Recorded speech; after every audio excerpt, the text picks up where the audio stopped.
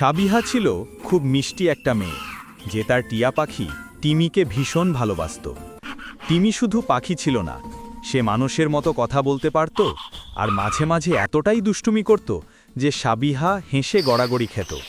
সাবিহার আরও 5 জন প্রিয় বন্ধু ছিল স্কুলে: সায়রা, রোজা, রোশনি, তোহা।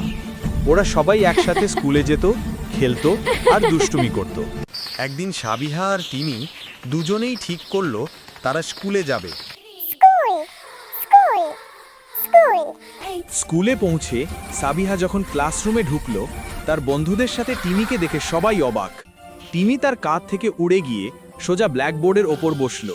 লাঞ্চ টাইমে টিমি সাবিহার টিফিন থেকে একটা আপেলের টুকরো নিয়ে উড়ে পালালো, আর তার বন্ধুরা টিমির পিছনে দৌড়াতে লাগলো। ছুটির ঘন্টা বাজলো যে, মনটা উড়ু